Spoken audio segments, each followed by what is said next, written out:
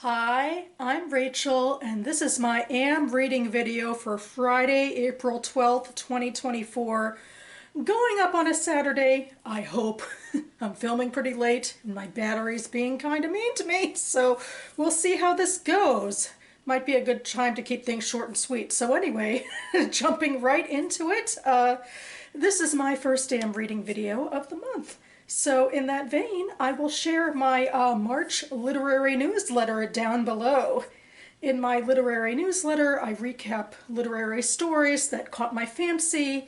I also highlight a book pick and a favorite quote, and I have snippets of all of the Goodreads reviews I read for all of the books I started in March. So check it out down below.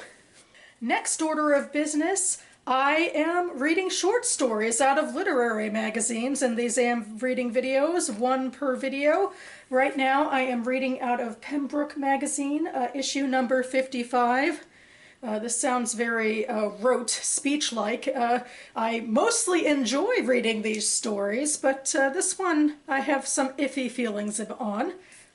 It is called Echoes by Jessica Hwang, and it is definitely flash fiction. It's just one page in this literary magazine. And the plus about reading flash fiction is, it takes less time. But the minus, I feel like, is sometimes flash fiction just can't convey a lot. And this feels like a scattering of images and ideas to me that don't quite connect.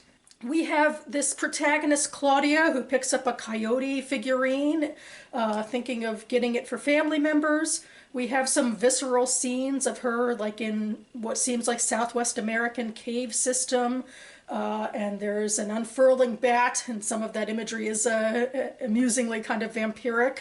And at the very end, she randomly thinks about somebody in her life named Gary when a stranger asks her how she's doing.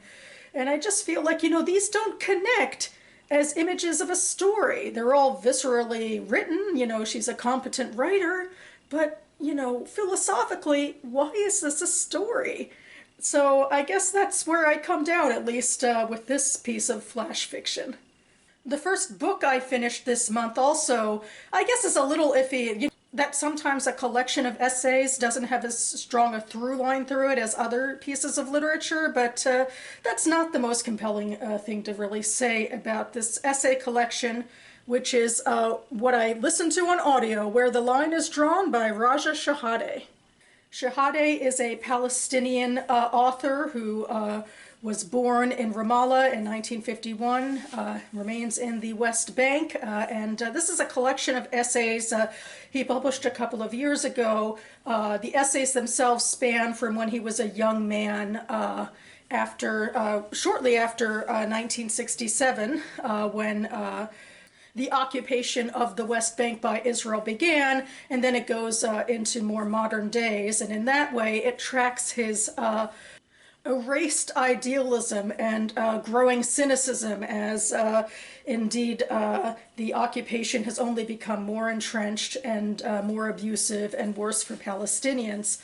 The essays a lot of times track very specific abuses that he suffered by Israeli soldiers policing the occupied territories. He's able to speak viscerally about changes to the land and how Palestinian movement has been curtailed. He references some of the abuses by the Palestinian Authority once the PA was allowed to rule over some of the West Bank. And then he does try to create a through line in these essays by referencing a friend of his who he met in the first essay when they jointly came to watch Anwar Sadat, the Egyptian president, historically visit Israel to announce peace. And they were both idealistic and hoping for a better future. But as the years went on, Shehadeh believes that his friend Henry Abramovich didn't really live up to his idealistic convictions. And there's just a lot of resentment he feels toward Abramovich, especially when Abramovich decides, as he did, to move from Canada to Israel permanently. Before I get into that, I'll mention I read this for my synagogue's book club. I am Jewish. We have very strong personal ties in my synagogue to Israel. And, you know, it was a book to challenge us and to struggle with. And I really appreciated the visceral realities of the abhorrent abuses that he specifically talked about suffering at the hands of the occupation and by settlers and the IDF, and how, you know, that extrapolates to broader Palestinian society there. These essays could be so, you know, specific, and then Shehadeh had his own biases that he gave less thought overall and attention to ideas such as the impact of terrorism against Israeli citizens and how that impacted the region, things like that. And also, generally, there's always issues of identity and policing each other's identity. And I feel like he did that a lot with Abramovich and his Jewish identity, although I'm personally pretty sensitive to that myself. And when it comes to Abramovich, I struggled with how he described that relationship as well. I mean, first of all, you know, it could only ever be one-sided. We could never, you know, since they didn't jointly write the book, we don't get Abramovich's perspective of why he made choices he did and how he responded to the broader political events that Shehadeh was writing about. So that could be a little frustrating to me. I do think ultimately I got the gist that the reason why Shehadeh was far more harsh, I think, with Abramovich than with, say, other Israeli friends that he has is because he doesn't think Abramovich lived up to his ideals. And a very specific example he gave of that is that Abramovich didn't tell his children about the Nabka, which certainly does seem just very jarring to me too, personally, to say, how can you say that you stand with a friend when not explaining that friend's reality and lived experience to your children? So I could get that. But yeah, overall, I'd say this was a well-written, challenging, harrowing book. It only gets worse from here, it feels like. You know, this book was written a few years ago.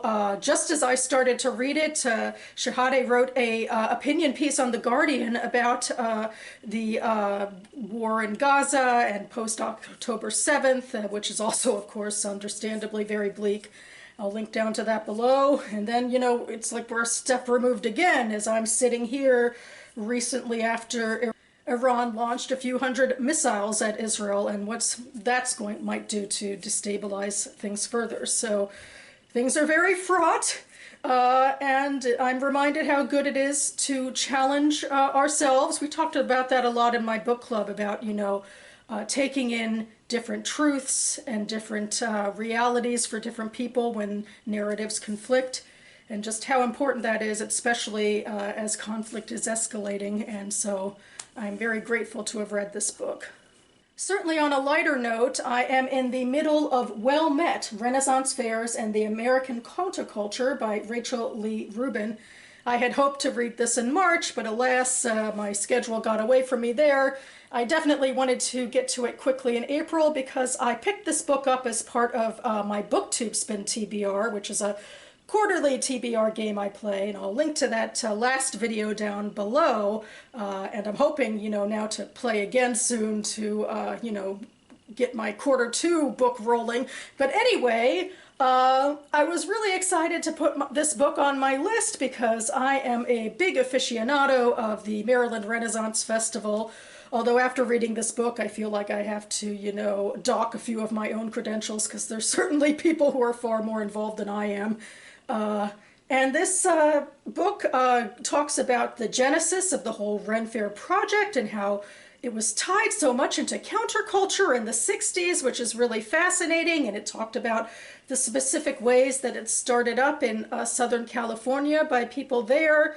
And then it does later go into, you know, tracking trends that continue to this day, particularly, I guess, in larger fairs. And luckily, Maryland is a larger fair, so I do get to see some, you know, Maryland stuff crop up every now and then here, which is pretty fun. One really interesting tidbit I got out of this is how the Ren fairs and the culture and the partying afterwards, which was so filled with, experimental art and music. It really helped revitalize klezmer music in America, which is Ashkenazi Jewish music, which is pretty cool to think about. Some of the downfalls of this book is it can be pretty dry and academic. I don't like how she handles attributions. It's jarring to look at on the page. And certainly after reading so much compelling nonfiction for the BookTube Prize, stifling writing can kind of get to me now. But I do have the bias of really being invested in this subject matter, so I would like to be able to get through it quickly. I would say that I'm enjoying it, especially as, things I'm personally affiliated with crop up, and I get to hear more about them in context as she, interviews people who continue to be involved in the fair circuit. And I guess another thing I'm relieved about as a Maryland Rennie is the reminder that even as a lot of American Ren fairs are becoming more corporate now, that the Maryland one is still personally owned. Although overall it feels like, as Ren fairs have become more popular and culturally acceptable, there's less of that innovative of drive to them sometimes. There's just a little more of a packaged quality. But I gotta say, I'm still largely enjoying my Renfest experiences, so maybe that doesn't apply to me as much, although this book is giving me ideas about how I can become more involved and really seek out what speaks to me the most out of these experiences. So maybe it'll be a really fun Renfest experience this year coming up in the fall. And the final book I will reference here just briefly is Goodnight, Irene by Luis Alberto Urrea, which I am reading for the BookTube Prize. And mea culpa, in my last video, I caught it during editing, but I'll reference it again. I thought I had read another book by this author before, but in fact this is a new author to me, so whoopsie daisy. But anyway, the book, to summarize, is historical fiction taking place during World War II, and we are following a group of women, particularly two women, who joined the Red Cross to serve as donut dollies, which means they serve coffee and donuts and just companionship, I guess, to soldiers, and they themselves are in the midst of the war themselves, that, the bombs that are falling and so forth are impacting them as well. So that is the gist of this book, and I cannot say any more about it because I'm officially judging this and 5 other fiction titles for my quarterfinals Ballot C. And I gave my preliminary thoughts on all of these books in a video I will link down below, as well as linking to more information about the BookTube Prize, if you're interested. It was started by booktuber Robert Sheard back in 2019 for the Literary Bookternet to come together to judge the best in literary fiction and nonfiction published the year before in the US. And that about covers it for me now. I guess I'll also link to the Maryland Renaissance Festival down below if you're interested. If you're ever in the area, I would suggest you check it out, except that it is so popular now that you'll have to probably buy tickets well in advance. So that's how it goes. And anyway, the fair will not be coming back until late August. In the meantime, I got plenty of other stuff on my plate. I have some writing goals I want to meet this weekend, and I'm still kind of hoping I can gun for finishing or starting, I should say, 12 books in April. It might not be possible, but, maybe. I guess we'll have to see. I'll be back to share other AM reading videos in the future. But my next video I hope to get up on this channel imminently is my BookTube spin, my Q2 2024 BookTube spin, which I kind of referenced earlier. It's one of the TBR games I play to have some fun adding a book to my TBR.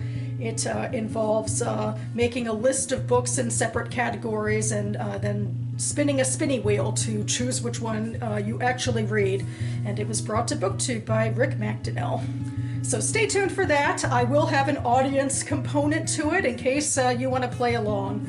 And yeah, I hope you're all doing well with your reading, as we pretty much are inching into the middle of the month by this point. Thanks so much for watching, everyone, and I'll see you next time.